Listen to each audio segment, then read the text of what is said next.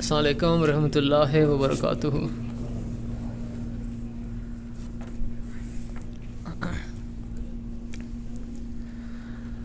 Ashhadu an la ilaha illallah wahdahu la sharika lahu. أشهد أن محمدًا عبده ورسوله. أما بعد فأعوذ بالله من الشيطان الرجيم. بسم الله الرحمن الرحيم. ولنبلونكم بشيء من الخوف والجوع ونقص من الأموال والأنفس والثمرات وبشر الصابرين. تبارك الذي بيده الملك وهو على كل شيء قدير. الذي خلق الموت والحياة ليبلوكم أيكم أحسن عملا وهو العزيز الغفور. Les versets sélectionnés du Saint-Coran, chapitre Al-Baqarah, verset 156, et surah Al-Mulk, versets 2 et 3, que je récite juste devant vous, leur traduction est comme cela. Au nom d'Allah, le gracieux, le miséricordieux, et certainement, nous vous éprouverons en vous affligeant un peu de crainte, de faim, de perte de biens, et de vie, et de récolte. Mais annonce la bonne nouvelle à ceux qui persévèrent patiemment. Béni est celui entre les mains de qui est le royaume, et il a le pouvoir de faire tout ce qu'il veut, qui a créé la mort et la vie pour qu'il vous éprouve. Lequel d'entre vous est le meilleur en conduite? Et il est le puissant, le très pardonnant. Le sujet aujourd'hui est très vaste. On peut parler d'une chose qui touche chaque être humain, c'est-à-dire la souffrance humaine, et à la solution. Mais avant qu'on discute du sujet de la souffrance, je vais présenter un exemple très important qui va nous aider à comprendre ce sujet-là. Le CDC, c'est-à-dire le Centre américain pour le contrôle des maladies, recommande au moins 150 minutes d'exercice semi-intensif et idéalement environ 75 minutes d'exercice intensif par semaine. L'exercice est considéré intensif lorsque votre corps est soumis à un effort qui fait monter le rythme cardiaque, c'est-à-dire le battement de votre cœur, à près de 70%, la capacité maximale. Donc, pour un adulte moyen, ça veut dire à l'alentour de 140 à 150 battements de cœur par minute. Les cardiologues américains nous disent qu'il faut faire ça par semaine. Ce n'est évidemment pas quelque chose de facile.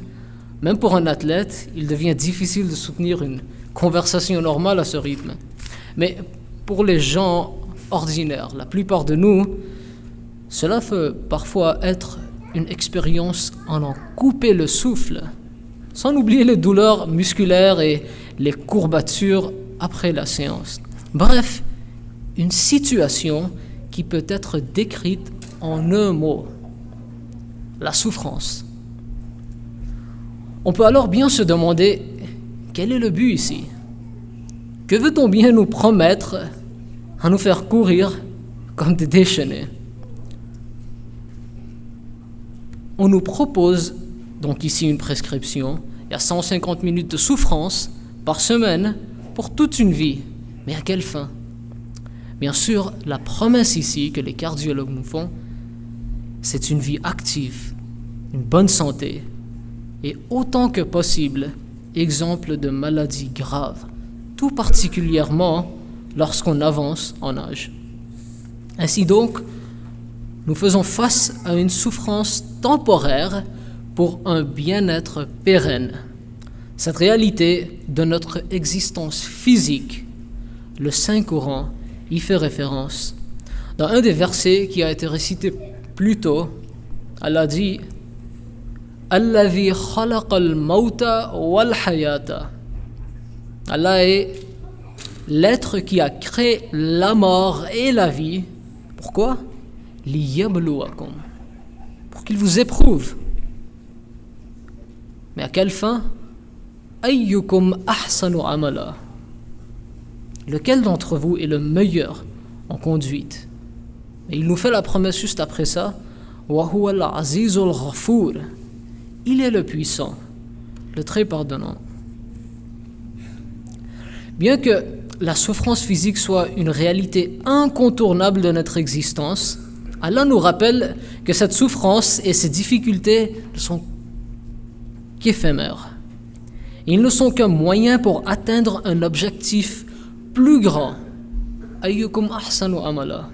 C'est-à-dire que ces épreuves temporaires de la vie et de la mort physique n'existent que pour faire réaliser une raison plus grande, une raison plus vaste, une raison bien plus universelle. Cette raison est votre progrès moral et spirituel.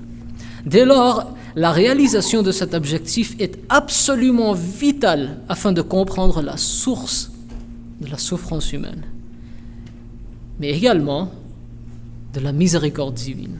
Donc, là où la souffrance humaine disparaît, la miséricorde divine apparaît avec toute sa grâce. Le 4e calife du Messie premier, Hazrat Mirza Tahir Ahmad, qu'Allah lui accorde sa miséricorde, explique de façon remarquable la cause fondamentale de la perception elle-même du plaisir et de la souffrance. Hazur écrit, lorsque nous recherchons les facteurs causatifs dans l'histoire de l'évolution qui, au fur et à mesure que la vie évoluait, ont donné naissance aux organes sensoriels, nous pouvons confortablement conclure que dès le début, il y a toujours eu la question de perte et de gain. Nous estimons que le voyage de l'évolution n'est qu'une longue chaîne de réalisations obscures, de gains et de pertes, qui ont graduellement fait évoluer les organes sensoriels, afin d'y inscrire la présence du plaisir et de la douleur, le confort et la souffrance. Donc, Hazur Rahimahullah nous explique que dans cette longue chaîne d'évolution et amélioration, l'être humain est le dernier maillon ayant compris le mieux le concept de perte et de gain. Alors, il possède parmi tous les autres êtres vivants une conscience capable de ressentir la plus de souffrance, mais en même temps, le plus grand des plaisirs. Les homards, par exemple, c'est une sorte de vie, ne sont pas au sommet de cette évolution de conscience. Il leur manque cette capacité de ressentir la douleur telle qu'un être humain. Dans le même ordre, il ne va jamais ressentir le même plaisir qu'un être humain pourrait. Le 4e calife, rahimahullah, poursuit dans le même ouvrage, il est très probable que si le niveau de souffrance pouvant être ressenti est réduit, alors la capacité du ressenti, du plaisir et du bonheur sera elle aussi pareillement réduite. Tous deux font avancer la roue de l'évolution au même degré, tous deux ayant la même valeur. On ne peut rejeter l'un sans rejeter l'autre, annulant ainsi tout le plan créatif de l'évolution. C'est-à-dire, il y aura un aspect de la souffrance auquel on ne pourra s'y échapper, car ce dernier est un carburant pour le progrès humain. Et en cela se trouvent en réalité des signes de la miséricorde de Dieu. Le Messie promis, que la paix soit sur lui, dans son exégèse de la Surat al-Fatiha, nous présente les 4 grâces d'Allah envers sa création. Ces 4 grâces reflètent dans les 4 attributs avec lesquels Allah se présente à sa création. La beauté et l'élégance du tafsir, c'est-à-dire l'exégèse du Messie promis alayhi salam, et dans le fait qu'elle correspond parfaitement à la réalité physique de notre univers, ainsi que la chaîne d'évolution que la science moderne a commencé à mettre au jour. Le premier attribut, c'est Rabbul Alamin. La traduction qu'on utilise normalement en français, c'est Seigneur de tous les univers. Le Messie promis alayhi salam explique que le mot arabe ici, Rabb, revêt une signification bien plus large, une signification bien plus profonde que le simple Seigneur en français. Selon le lexique arabe, le mot Rabb, poursuit le Messie promis, signifie un être qui crée et fait évoluer à partir d'un état de faiblesse vers un état de puissance et de perfection. Donc, la première grâce qu'Allah a accordée à chaque particule de l'univers, aussi petit qu'elle soit, est sous son attribut Rabbul Alamin, Rububiyyat. C'est seulement après avoir déclaré qu'il est le Rabb de tous les univers qu'Allah décrit sa deuxième grâce. Cette deuxième grâce est son attribut Ar-Rahman, souvent traduit comme gracieux. Mais cette traduction ne rend pas entièrement justice au mot arabe, qui exprime une connotation bien plus large. L'utérus d'une mère, en arabe, c'est Rahim. Et ce mot-là provient de la racine commune, Rahima, au mot Ar-Rahman. Donc le Messie promis explique que l'amour, le soin, l'attention qu'une mère porte en son cœur pour son enfant est ce qui reflète dans la miséricorde d'Allah. Ainsi, toutes les facultés humaines qu'on a comme être humain, comme l'ouïe, le goût, la vue, l'odorat, toutes ces facultés-là nous ont été accordées grâce à la miséricorde divine qu'on appelle le Rahmaniya. On n'avait pas le pouvoir d'y demander. On n'avait aucun pouvoir.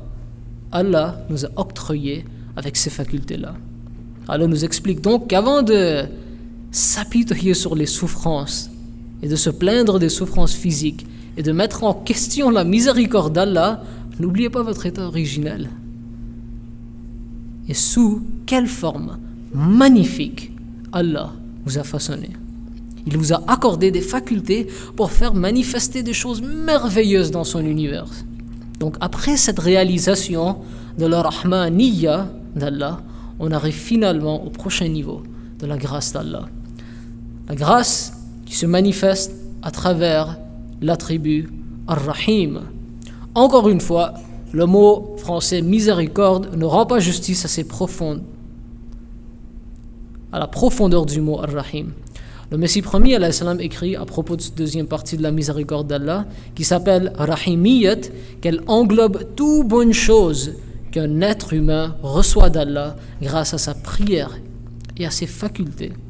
Et quand on commence à réaliser les définitions de ces miséricordes d'Allah qu'on a été octroyées, on commence à réaliser que le clé de cette énigme, de cette souffrance, se trouve précisément dans les mots du Saint-Coran. Quand le Saint-Coran nous dit « Ahsanu amala », les meilleures actions. Le Saint-Coran nous donne la description de ces actions avec le mot « amalus salih », c'est-à-dire les bonnes œuvres. En arabe, la racine pour salih, on dit « amalus salih », le mot en oudou, on l'utilise aussi « amle salih », parce que ça veut dire ça. Salih, ça vient de la racine salaha, ça veut dire réconcilier. Donc, amalus salih, c'est une œuvre, c'est un acte qui apporte la réconciliation dans deux situations en conflit. Par exemple, si un criminel peut être réformé avec la réhabilitation et l'éducation, le punir ne pourrait être considéré comme amal salih. Mais si la punition permet une réforme qui bénéficie la société, alors cela sera considéré comme étant amal salih. Si c'est quelque chose qu'on peut tous relater, si un régime alimentaire est succulent, mais c'est nuisible à votre santé, c'est dommageable à votre santé, l'acte ne sera pas considéré comme amal salih. Si vous êtes un adulte en bonne santé et n'êtes pas en voyage dans le mois de Ramadan, alors votre jeûne sera considéré comme amal salih. Toutefois, si ces conditions ne sont pas remplies, l'acte de s'abstenir de manger n'est plus amal salih. Donc, parlons à présent d'une autre dimension de la souffrance. On sait déjà, le amal salih, ça va vous aider à résoudre ces problèmes de souffrance. Mais il reste toujours une autre dimension de la souffrance humaine. Ça n'existe pas dans le monde matériel. Cette souffrance-là, ça existe dans le monde spirituel, dans les profondeurs de l'âme humaine.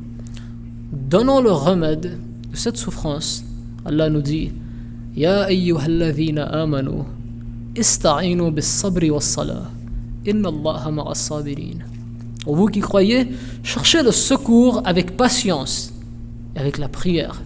Assurément, Allah est avec ceux qui persévèrent patiemment. Après ça, il faut réaliser que quand nos pouvoirs, nos capacités physiques atteignent leurs limites, quand notre compréhension d'un problème et notre recherche pour sa solution arrivent à son apogée, Allah nous enseigne, cherchez le secours avec patience et la prière. Puis après ça, Allah nous dit Ala bi dhikrillahi tatma'innul qulub. Dans le souvenir d'Allah. Oui, en fait, c'est dans le souvenir d'Allah que les cœurs peuvent trouver la tranquillité.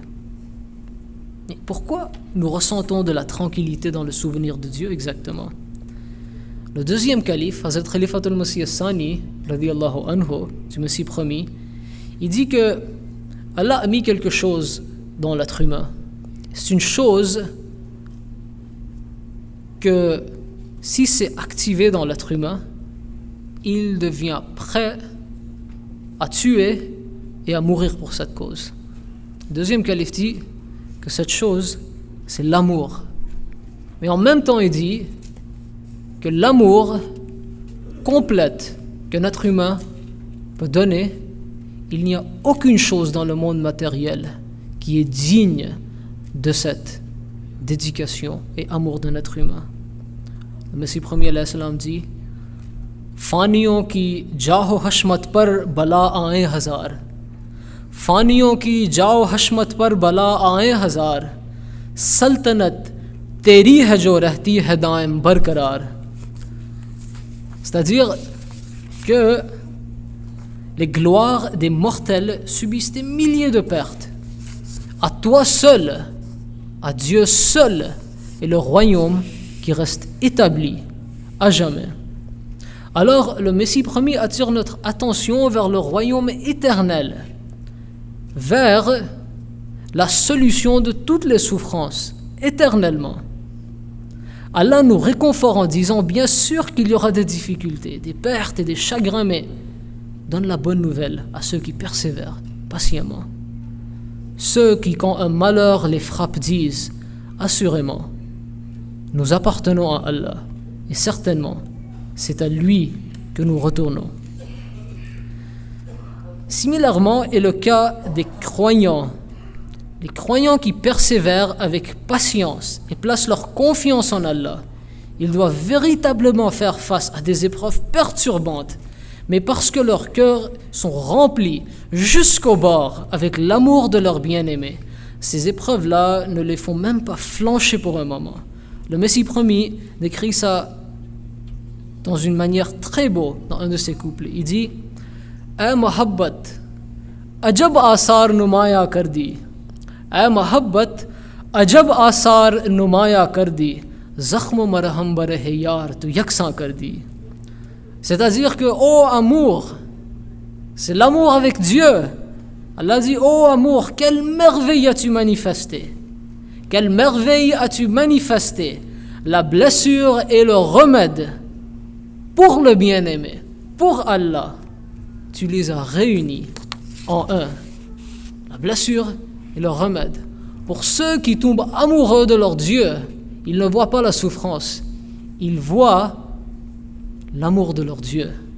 C'est là que l'âme atteint la plus grande réalisation de son existence et en conséquence trouve la satisfaction et le bonheur dans tout ce que son Seigneur veut.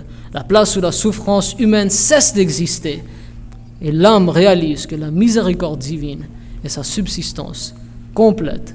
وَمَا يُلَقَّاهَا إِلَّا الَّذِينَ صَبَرُوا وَمَا يُلَقَّاهَا إِلَّا ذُو حَظٍّ عَظِيمٍ.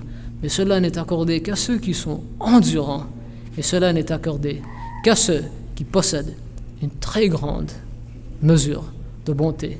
Qu'Allah nous accorde la volonté et la capacité de réaliser et accepter sa miséricorde dans nos vies. Amin, Allahumma amin. Wa akhiru da'wana an alhamdulillahi rabbil alamin. Jazakumullah jaza. Allahu Akbar. Sallallahu alayhi wa sallam. Zindabad. Jai. Jai. Zindabad.